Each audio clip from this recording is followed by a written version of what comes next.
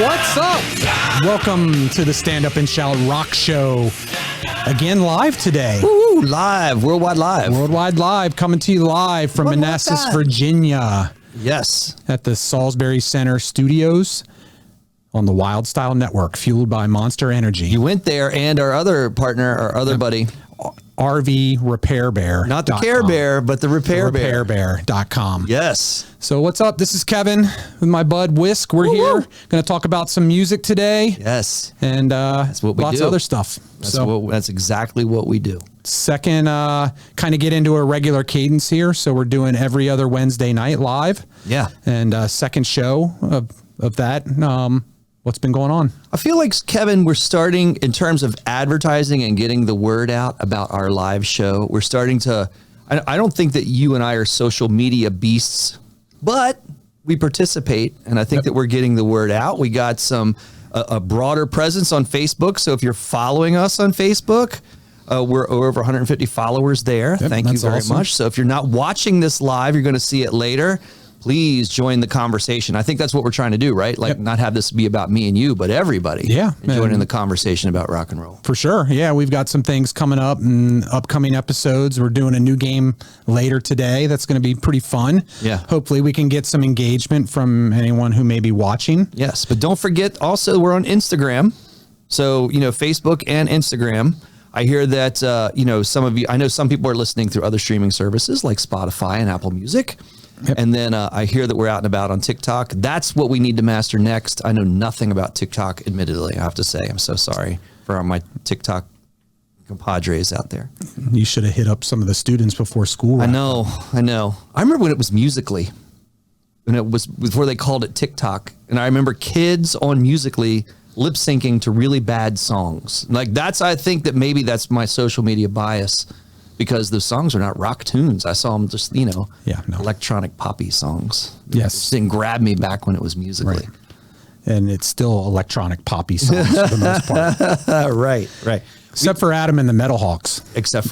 They do a great job on TikTok. Yes. As we found out and we've seen. And we're followers of them. We are. Yeah. Yes. So Adam, if you ever want to banter in Jack Black style, we're out there. We're ready.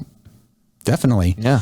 Yeah. And we also have the website. So it's Stand Up and Shout Rock Show, all compressed. One word. StandUpAndShoutRockShow.com. And is spelled out. Yes. So you can catch us there. That links through the Wylde Style to and from the Wylde Style Network site. Yep. And we also have email. So if you want to hit us up on an older format, we're on email at same thing, standupandshoutrockshow@gmail.com. Standupandshoutrockshow@gmail.com. Cool. So keep hammering out all of those, those platforms to find us in, because we want to make you a part of the conversation. So even if you're not listening live and you're finding us in these social media feeds and places, and you're watching this show and you want to comment, please comment, because we will comment back. And then we might just carry it over into the next conversation when we're here a couple weeks later. Yeah, for sure. Like the last episode we did 2 Wednesdays ago, we did a new version of What Are the Odds? Yes. Featuring the Foo Fighters. Foo Fighters edition. So a little follow up to that. It just was announced the other day that the album. Yes. And here we are, debuted in the top 10 on the Billboard 200, which wasn't the exact question. It was, would they have a number 1 single? Yes. But their album, came in at number 8. So time will tell for that number 1 single. You had a high percentage. I had a lower percentage on that odds question. If you go back and watch that episode, but yeah, so I'm very hopeful. So obviously their album debuted very high. So I feel like between this conversation and last conversation, to kind of jump ships, and not jump ships necessarily, but to meld, I've been listening to 3 albums where they've teased releases, right? They've put out some singles that happen with Rescue, from the Foo Fighters. And then I think Under You was also released before they released the album. But then there's 2 other albums that I have to admit that I've been listening to. I don't know if you've been listening to it. It's Buckcherry's Volume 10 and Extremes 6. Yep. 2 numeric albums. So I haven't taken a deep listen to the Buckcherry, but that's on the list. But I have been listening to the new Extreme album, and it's awesome. Oh, okay. So that's been my 2-week rotation. Like in the past 2 weeks, those 3 albums, kind of the albums I've been listening to the most. So would you say you've been listening to that more than the Foo Fighters album? About the same. I mean, I do a big mix because and we haven't really talked about this before, but I used to be infamous for going out to the Waxie Maxies and getting every single album the day it came out. Oh, yeah. And now I'm an Apple Music user, so I can get everything. So usually when I'm working out or whatever in the car, I just have Apple Music and running on shuffle. Sure. So, but the Extreme album, when I've been working out the last week or so, that's what I've been listening to fairly exclusively. Right. I wonder, like, where we're talking about that, like we were saying about going down to the Waxie Maxie and getting that album when it was released. That used to be such a thing, you know, like, because you had to wait for new music. You didn't get the instant drop, you know, into whatever you were shuffling through and cycling through, and the algorithm that was understanding what you try to listen to. So, yeah, so I pull back, you know, and I notice that when I listen to some albums I think I'm excited for, and then I hear them and I stop listening to them and go back to the old shuffle. Right. But like those 3 albums in particular, and surprisingly for me, it was the Buckcherry album. I did not have to, admittedly, I'm sorry, Buckcherry and Josh Todd and all you folk, if you're listening to this, but I did not have high expectations for that album, and it's a great album. Awesome. Yeah, so like that became a part of that new album rotation, where I didn't go back to my shuffle, wanted to listen to the full album.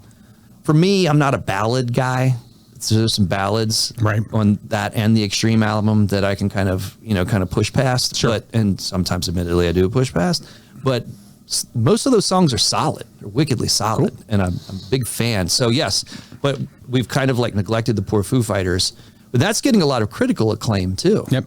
Yeah, so it's a darker album, obviously, for obvious reasons. Oh, yeah. Yeah, thematically.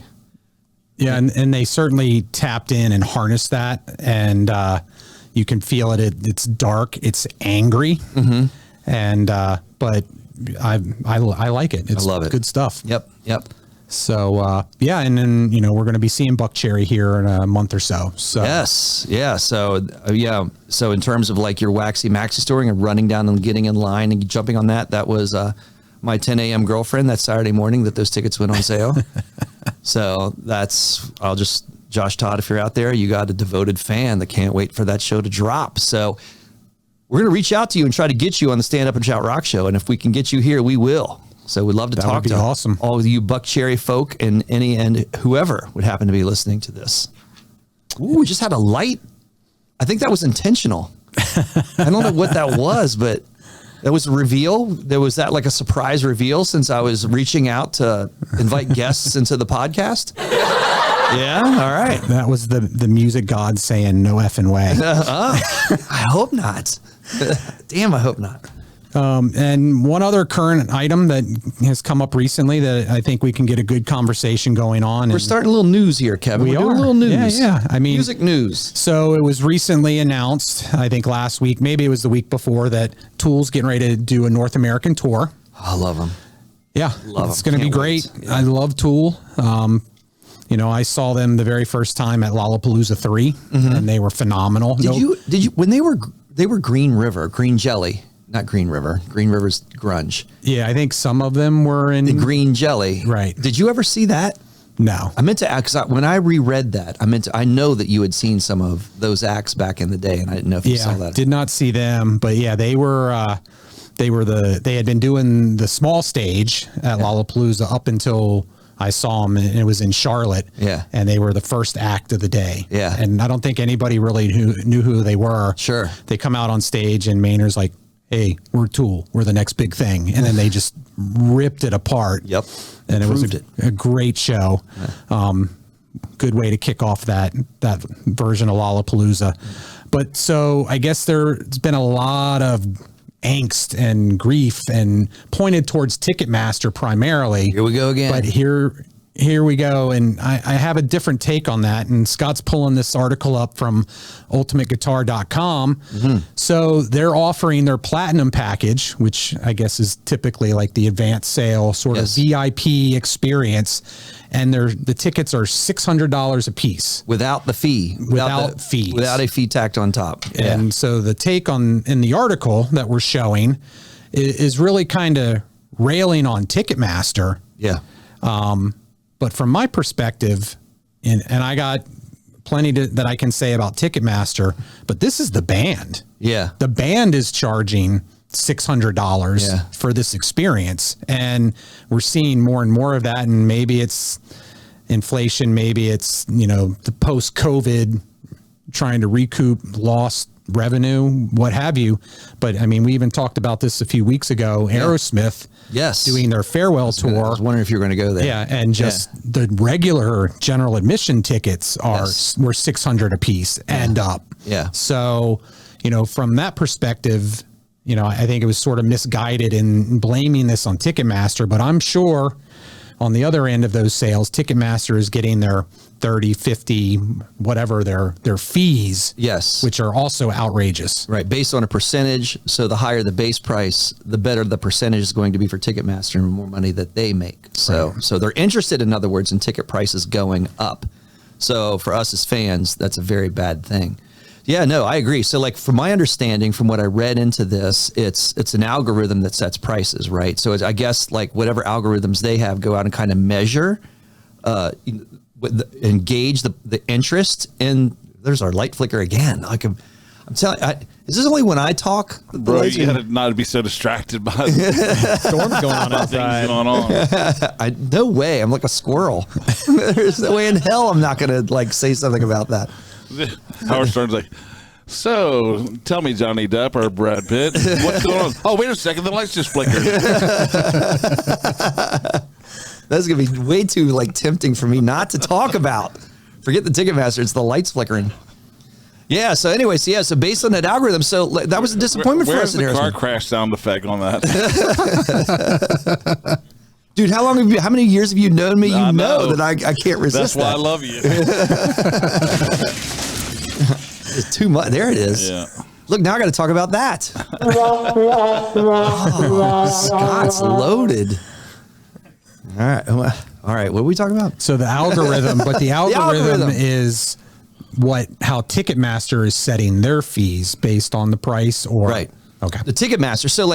So getting back, this is what I loved about grunge, in the 90s, because we remember that and the Pearl Jam lawsuit. But even before that, we would talk about one of our own here in Washington, D.C., Fugazi and Ian MacKaye, that you would just absolutely refuse to not only have high ticket prices for live events, but also high album prices at the time when you had to buy and pay for an album, and never wind up signing with a major record label because of it, because he was taking that stance that he wanted all groups of people to access his music all the time, not just people that can afford it. So that spirit, I think we've talked about several times on this podcast. It would be nice to see that again, because it is moving away from that. And we've certainly, how many times do you think you've seen Aerosmith? Oh, at least 6 times that I can think of off the top of my head. I was thought you're going to go higher. I was going to say at least a dozen, know, and especially, we saw Aerosmith and Guns N' Roses, right? And in '88, can you imagine what that ticket would cost now between those two acts? Oh yeah. If they went off of that algorithm, and we probably saw them for what would now be probably anywhere from $60 to $80. I mean, we didn't pay that much then, but I would say relevant, to what we paid for those ticket prices, which was very fair. And of course, it was a amazing show that was fully sold out. Yeah. And we got to see Guns N' Roses as they were rising, and supporting Appetite for Destruction. So a lot of people missed that experience. And I noticed when I went back, and I didn't see any tickets in this smaller area for Tool, but because they haven't gone on sale in this DC area. But then I've seen them for Aerosmith, and there's still seats in good sections that are overpriced and unsold. And so that's just disappointing, because I want to go for a reasonable price. Right. Selfishly. Yeah, well, and that's one of the benefits of clubs, right? Because you're generally going to see a band for a lot less. Mm-hmm. But to me, it's a little disingenuous when a band is sort of pointing the finger back at Ticketmaster when they're the ones that have set that price point based on their rider, whatever, through the promoter, what they're going to charge. Sure. So, but plenty of blame for Ticketmaster to go around. Another reason to say that Ticketmaster is evil and pure evil. Yep. All right. So on that note, the lights just flickered. And so the thought that was in my head, is that I shouldn't say that the lights are flickered, but then if I don't say it, then I'm not acknowledging that I just should win style points for not saying that the lights flickered. So I'm rewarding myself for not saying that the lights flickered, but I did say that the lights flickered. Yeah. How about that for a catch-22? I'm so confused. We need to draw that out to figure it out. Well, we've got a great show coming up. We're going to talk about some upcoming shows here at the Salisbury Center. Can't wait. We're going to talk a little bit about the Motley drama, some new stuff that's come up around that, and also a little bit of Gen Z conversation that's just come up recently in the news. Yeah. And our game featuring Metallica. Yeah, we're going to do a little bottoms-up Metallica edition when we come back. All right. Don't go Stand Up and Shout Rock Show. Right on. Welcome back to the Stand Up and Shout Rock Show, coming to you from Salisbury Center Studios on the Wild Style Network. Yeah. Fueled by Monster Energy. And our special thanks to our other sponsor, RVRepairBear.com. You want to say RV Care Bear, don't you? No, you do. Yeah, I know. That's what you usually say. Did you say Monster Studios also? Did you say coming from nice? Because that was the first time I saw the sign was today. Yep. We have a Monster Studios. This is the Monster Studios. Yeah. That's awesome. Yeah. So again, at the Salisbury Center, we got some great events coming up here over the next couple of months.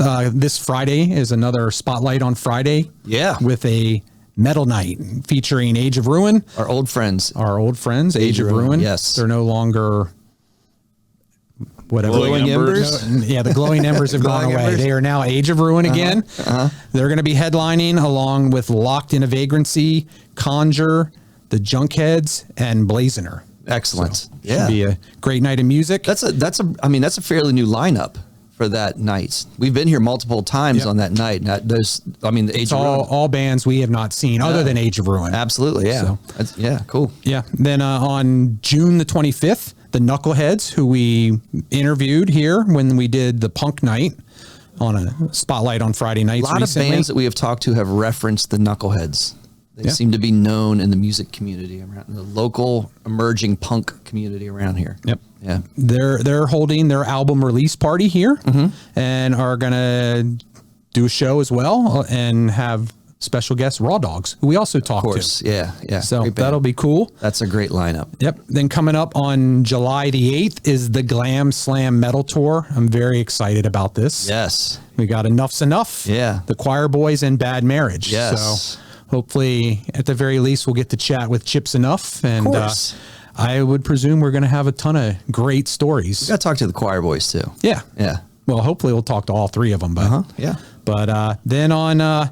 just saw this one today on July the 21st. Yes. Is a spotlight on classic rock. Yes. So headlining with the Road Ducks. The Road Ducks. So a legendary DC area band. To be known for a venue it's not around anymore, Jack's. Like I always associate the Road Ducks with Jack's. Jack's, yep. I think we've seen them there in the day multiple times. Yep. Probably with Kicks. And they've played a lot with Kicks. They recently played with Kicks at the State Theater. Yep. So we'll probably be able to chat with them about their career, obviously, but also, coming up and running around with Kicks and Wrathchild and Child's Play, all those bands. So they're going to be here. They're the headliners that night. And our friends in Medicine Man will be on the bill, as well as F It All. I can't wait. Ray, Rick, can't wait to see you guys back out again. Yeah, it'll be awesome. And then the next night is Localpalooza 2. Right. So yes. It's going to be fantastic. One of my favorites of all time, The Shack.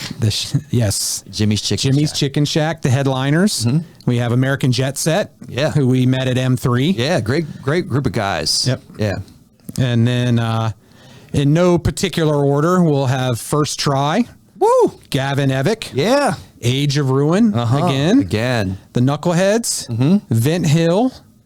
And maybe a few more. Yeah, I think, we're going up. I think there's going to be up to a dozen that day. That's going to be a big day. I think we're going to start here, 3:30, 4, and around that time? The doors open at 3, and show starts at 4. Right, and that'll go into the night then. Any other confirmed acts that I missed? Any surprises out there, Mr. Salisbury? No surprises. And we're running 2 stages. I have no idea what you just mentioned. Also, Scott and I are there. I said Aerosmith and Guns N' Roses will also Did the be lights here. flicker? Did the lights flicker out there on you? Hey, this is not my show. I don't need to pay attention. All right. Well, So get back to the question. Are we doing 2 stages? I heard we're doing 2 It'll be stages. nonstop music. Non-stop music. So it will never end. nice. Yeah. Relentless music from Yes. 4 p.m. until 11 or 12. That's excellent. Should make for great studio interviews with. I know, right? Like this, and there's not going to be a quiet interview to be had. Nope. Yeah.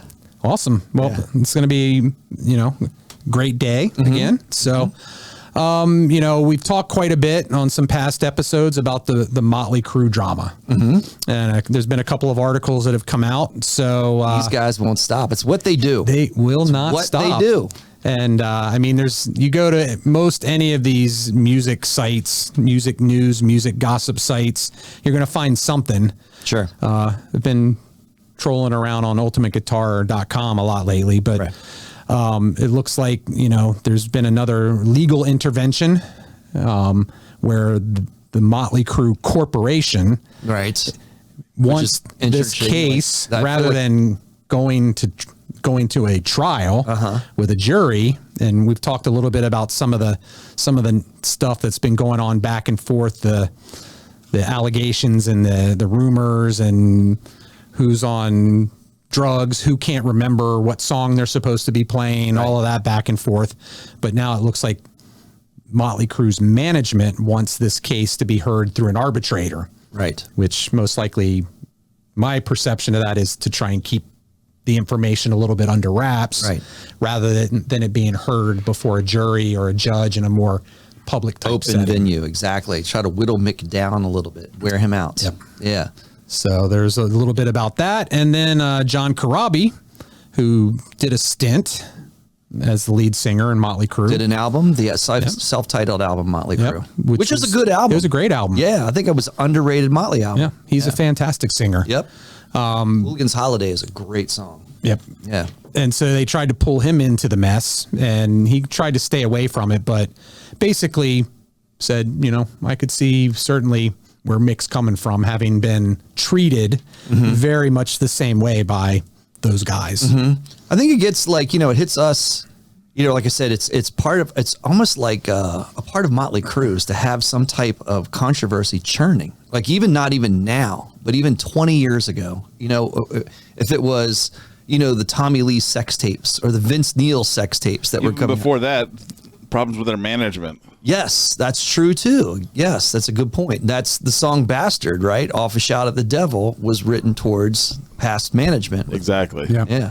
So it's the lifestyle side, I use that word a lot, to kind of describe what's going on outside of the actual music and the rock and roll. The thing is, like, they have great songs and great albums that we love. And that's what I feel like draws us back to them. But are you surprised that Tommy Lee, Nikki Sixx, and Vince Neil have issues with dealing with people? They're maniacs. Right. They're awesome, talented maniacs, but they're maniacs. Yes, no doubt about it. No doubt about it. And that was Mick, though, right? We always say that he was the concrete pillar that kind of held those maniacs in check. And maybe, I don't know, like, you have to wonder how age kind of plays into it. And maybe as they've gotten a little older, they've gotten a little more, for lack of a better word, self-centered, so they feel that they're right even when they are being maniacs. And so they're going to pass on the grounded, kind of voice that was Mick Mars. I don't know. Like, because when you get into these kind of speculations about personalities and lifestyle, that's what they become. They become speculative. So it's hard to know what's going on. Well, and I wonder if it's more, to me, I think most people expected that Mick's being a decent amount older than those three guys, but also considering his health issues, you had to expect that there was going to come a point in time, just like the guys in Kicks, right? Right, They're right. like, we just can't do this anymore. So we're going to wrap this up. And, you had to figure that I think some of it is related to the fact that while it was expected, it was kind of a surprise. Sure. That Mick's like, Definitely. I'm not doing this anymore. So maybe some of it is, they're, not trying to get back at him, but, they're not happy about that. It's kind of, and because he has been the glue. Right. to a certain extent. So, perhaps it's that. I don't know. Right. Yeah. Yeah. Absolutely. Yeah. So I mean, it's a shame. I do like John Corabi's take, where John Corabi just kind of made a stance. This is what they do. This is not what I do. Like I had basically, because they make so much noise surrounding their personality, that I keep getting drawn into it, when my experience with them was over 20 years ago, and I'm still doing my thing and making my albums, of course, playing great music. So I wish you would stop asking me about Motley Crue and ask me about what I'm doing, what John Corabi's doing, which is kind of a great take. Like, I guess you want my opinion towards Mick Mars, since I may have had some type of similar experience, but I don't even know if I did have similar experience, because it was so long ago. Right. So much time has passed. Yeah, no. And yeah, I mean, it's been almost 30 years since he was in the band. So Right. It's like, and he's got a new album coming out, and people aren't really asking him about that. Right. So it's like, why do you want to keep rehashing the old stuff? But I think some of it too is like, it's like, any PR is not necessarily bad PR. So if this stuff's coming out, you got folks talking about the band, where when they called it a career and did the final tours and all that stuff, they're like, oh, well, we have this movie that might be coming out, but people just weren't talking about them. Right.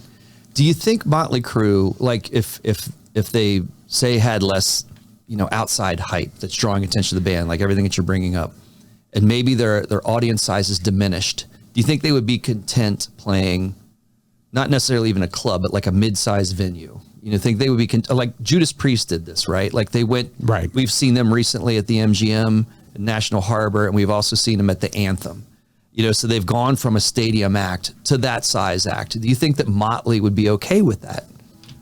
I don't know. Well, I mean, they did the residency in Vegas, and they've done some of that stuff too. So they've done a little bit of that, and think about in the early 90s when most of the metal bands either disappeared or those that were still playing. I mean, you saw them at a fairgrounds. Yes. Yeah, that's right. Yeah. Up in Frederick Fairgrounds. That was a great show. Yeah. So, I mean, I think they did what they could do. Yeah. And they were obviously still making money, but, I would think so. I mean, like, to me, it's going to get back. I think the bottom line for us, because we're still talking about it, they're still churning out the news, we're still paying attention to it, is that we still love their albums and love their songs, and we still want to see them. So at any chance that we can, and, as we keep seeing with a lot of rock and roll music, no matter if they're young or old, their days can be numbered. So, like, if they're still out there and able to do it, we want to see it. So, put down the gloves and with one exception, and get going. With one exception, and I sent this. If Scott can pull this one up, this was the third article we wanted to bring up in this segment. This is when I would not be seeing Motley Crue. I was wondering if you're going to go here. Yeah. So the article that was just brought up for the listeners as opposed to the viewers is that evidently there was talk, which is interesting to me. So there's two kind of parts to almost to talk to this. Right. Evidently there was talk with Motley Crue hiring Scott Stapp as a lead singer.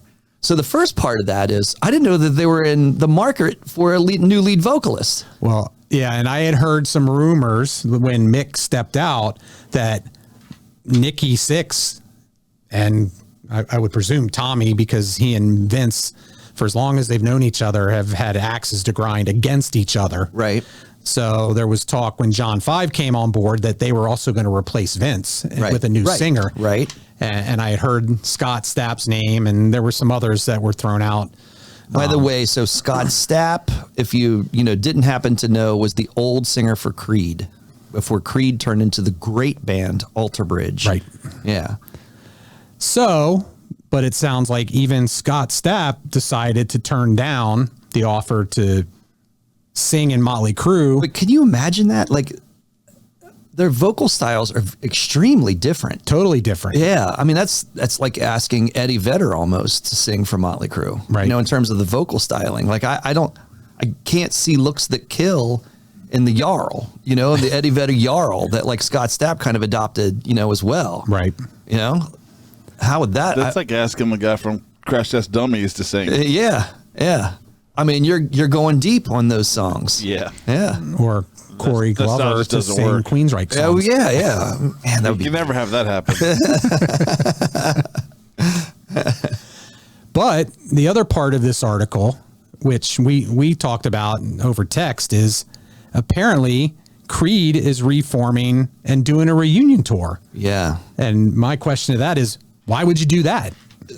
So I guess my confession is I'm not a Scott Stapp fan. You know, like I thought Creed was all right, you know, and when he left, and I love the approach that they took with Myles Kennedy when he started fronting the band. They renamed themselves, they reinvented their music, and it was amazing. Yep. So for me, I love Alter Bridge. I just think Alter Bridge is just the jam, and I can't wait every time I see them. But I never felt that way about Creed. It's not that I didn't necessarily respect what they did. It's just it's a very different personality. So I understand why they even like reinvented and changed the band names, tried to, instead of holding on, because Creed was successful with multiple top 40 hits. So yeah, they were, and I kind of like them. You know, I would listen to them, but compared to Alter Bridge, right. I love Alter Bridge immensely more than I did any of the Creed stuff. So, Right. you know, totally, I don't see it, but we did talk about, you know, you got Mark Tremonti has his own solo gig, and then he comes back with Alter Bridge, and Miles is doing his thing solo, and then also with Slash, and Right. then comes back. So maybe that's, you know, it's just another opportunity to get out on the road and make a little bit of money. And, you know, you don't know what's going. I mean, Myles Kennedy will tour on his own. He, like you're saying, he will tour with Slash. So you don't know what necessarily his plans were. And like you're saying, maybe it was an opportunity that was there. I don't know. But like, I know that I will catch an Alter Bridge show as soon as those tickets drop. And I don't know how I feel about this. So that's just my personal take. Sure. There might be some strong Creed fans out there that are looking forward to this. But I don't know. Scott Stapp's back in the picture. I mean, he had some personal struggles there going He for did. Yep. a while. So good for you for being on the men, Scott, for being able to come back and front Creed again. All right. So we're going to take another quick break and then come back with the new game, Bottoms Up. Get ready to talk Metallica. Metallica up next on the Stand Up and Shout Rock Show. Yes.